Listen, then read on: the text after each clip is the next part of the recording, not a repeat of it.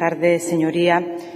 Intervengo en nombre del Grupo de Izquierda Unida para, efectivamente, hacer un balance de los efectos que las lluvias torrenciales que han caído durante los días 26 al 30 de septiembre en nuestra comunidad autónoma, pero sobre todo conocer los daños y ver cómo se van a paliar lo que desde Izquierda Unida nosotros calificamos como una tragedia. La tragedia que están viviendo hoy en día miles de familias que se han visto afectadas. Ya se ha hablado largo y tendido de los daños en infraestructuras, en viviendas y, lo que es peor aún, la pérdida de vidas humanas. Los municipios más afectados están fundamentalmente localizados en la provincia de Málaga, donde han sido varios pueblos los que han quedado literalmente arrasados por el desbordamiento de arroyos, por una gran precipitación con valores de más de 230 litros metro cuadrado, que han provocado cuantiosos daños materiales, viviendas, carreteras, puentes, etcétera. Y en Almería, en la provincia de Almería, donde también los mayores daños se localizan en las comarcas del Levante, Valle de Almanzora y Los Vélez. Hay que decir que las lluvias torrenciales han tenido unos efectos importantes en la red de carreteras autonómicas.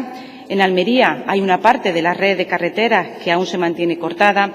En Málaga se cortaron hasta un total de 17 carreteras. Aún una de ellas sigue cortada por estar afectada por el desbordamiento del río Guadalhorce. Daños en carreteras que han sido muy cuantiosos, pero también tengo que reconocer y poner en valor que el operativo que se puso en marcha permitió que el desastre no fuera mayor. Es cierto que hubo una atención rápida y que, por ejemplo, solo en el servicio de carretera dependiente del Ministerio de Fomento fueron 277 personas las que, entre técnicos y operarios, estuvieron y permitieron el que estas carreteras se abrieran al tránsito de vehículos en poco tiempo.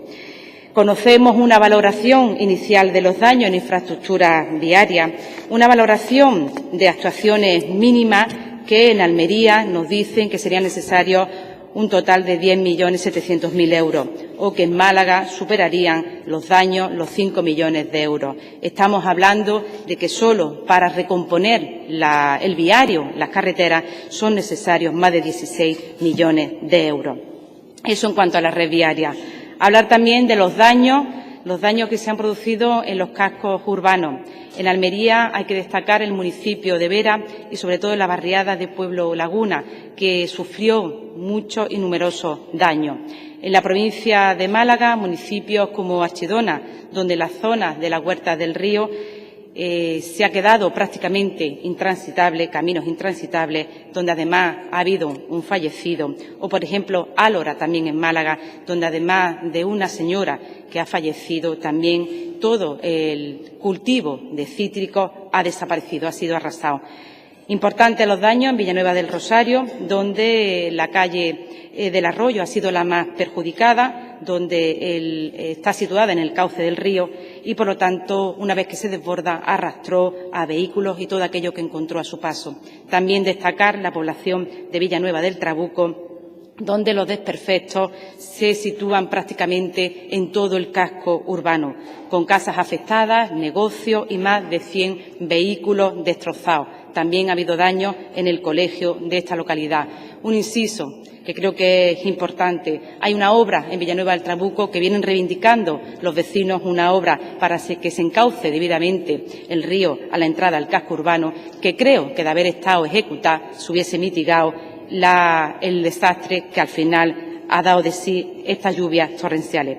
Esta es la realidad que acompaña a la provincia de Málaga, a mi provincia en estos momentos, que apenas si se recupera de los daños del incendio que se produjo en la Costa del Sol, ahora se tiene que enfrentar a miles de pérdidas materiales, de animales y, sobre todo, la recuperación de localidades que tienen dañadas infraestructuras urbanas y que ya de por sí sufren una situación delicada por la crisis económica.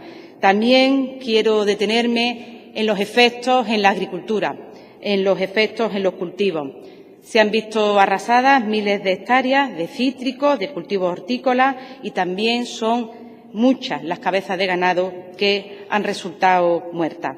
Por eso hay una primera reflexión, un primer objetivo, mejor dicho, que hay que plantearse, y es que en estos momentos de paro los medios de producción son fundamentales. Por eso es necesario recuperar cuanto antes la capacidad productiva de nuestra agricultura y nuestra ganadería.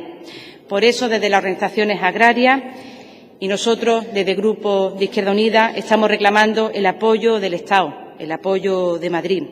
Por eso esos presupuestos del Partido Popular tienen que cambiar el rumbo. Son unos malos presupuestos, pero tienen que cambiar el rumbo para atender a todas estas necesidades y a todos estos daños.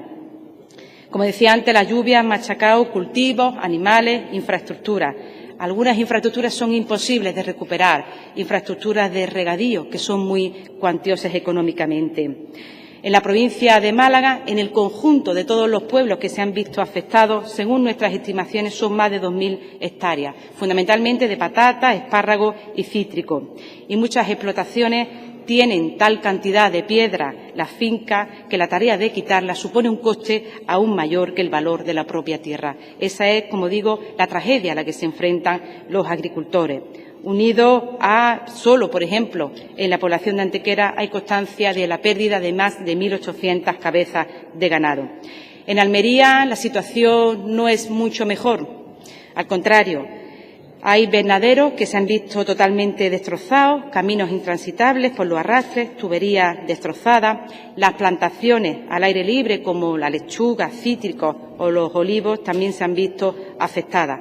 Hay, además, invernaderos, semilleros que han desaparecido totalmente y, por ello, los agricultores que tienen allí sus semillas para plantar su explotación ahora no tienen absolutamente nada. Esas son las consecuencias de estas lluvias torrenciales. Pero ahora ese es el pasado, el triste pasado más reciente, pero ahora toca mirar al futuro. Y ese futuro tiene que estar lleno de compromiso para reparar los daños y para que lleguen las ayudas. Los ayuntamientos están haciendo un papel importante, están atendiendo la reparación de estas infraestructuras sin contar aún con las ayudas oficiales. También tenemos que decir que hay algunas administraciones que están poniendo inconvenientes, que están duplicando gestiones, como es el caso de la subdelegación de Málaga. Ahora toca sumar y no restar. En estos momentos, además, ese PER extraordinario que venía pidiendo Izquierda Unida y que era prioritario, ahora es imprescindible, porque es necesario un PER mínimo para paliar estas jornadas que ya no se podrán trabajar. Eliminar el requisito de las 35 peonadas y también el no pagar, mientras esté en situación de paro los trabajadores del campo, el sello agrario. Porque, como decía, si alguien sufre por partida doble estos efectos, son sin duda los trabajadores del campo. Y hay una cuestión, señor consejero, que le pido, porque consideramos que en estos momentos es intolerable. No puede ocurrir que aún haya explotaciones, que haya viviendas afectadas, que estén sacando el lodo y no tengan dónde llevarlo, dónde depositarlo. O, por ejemplo, que aún hayan animales muertos en las riberas de los ríos. Eso no puede ocurrir. Y la prevención es fundamental. No se le puede echar la culpa a las nubes. Se sabía que iba a llover. Algunas veces la naturaleza se comporta de manera muy virulenta y eso tiene que ver mucho con la mano del hombre y con el cambio climático. Pero lo más lamentable de esta situación es que era previsible. Hay informes de organismos, de asociaciones ecologistas, del propio defensor del pueblo, donde llevan años alertando del peligro que supone este modelo de planificación urbanística, o mejor dicho, la falta de esta planificación urbanística. Un modelo que, como decía antes, es depredador y ocupador del territorio y que al final termina dando de sí estas consecuencias catastróficas. Por eso, el Plan Forestal Andaluz o el Plan Director de Ribera demandan un tratamiento adecuado de los cauces y muy particular de aquellos que tienen ese carácter torrencial de evacuación de grandes volúmenes de agua y arrastre de materiales. Por eso, señora Quintana, en primer lugar, ruego a su señoría vaya concluyendo. Voy concluyendo, señor presidente. Querríamos, a modo de pregunta, ¿Podemos decir a día de hoy que estos planes han cumplido en condiciones óptimas para garantizar esa evacuación de agua? Muchos nos tememos que no. El anterior Ejecutivo también se comprometió en ampliar y mejorar el plan de prevención de avenidas y de inundaciones, con una previsión presupuestaria que queremos saber si se ha conseguido cumplir los objetivos. Por lo tanto, hay cuestiones que se pueden evitar y otras que no, pero consideramos que todo esto está estudiado. Son episodios extremos que nuestros propios técnicos estudian. Efectivamente, no podemos predecir cuánto, cuándo y dónde va a llover, pero sí por dónde discurrirá el agua, porque el agua tiene memoria y siempre irá por donde tiene que ir. Por eso es una tarea que tenemos importante que desarrollar. Cambiar el modelo urbanístico y, desde luego, mantener adecuadamente los cauces de ríos y de riberas. Nos enfrentamos, y con esto termino, a una tragedia, como decía al principio. En apenas 5 minutos, proyectos de vida entera han desaparecido. Por eso necesitamos saber cuáles son esas gestiones que se están haciendo de forma urgente para que las ayudas lleguen. Porque solo de esa manera, después de la tormenta, llegará la calma, o más que la calma, el sosiego que necesitan muchas familias andaluzas que lo han perdido todo. Gracias. Muchas gracias, señora Quintana.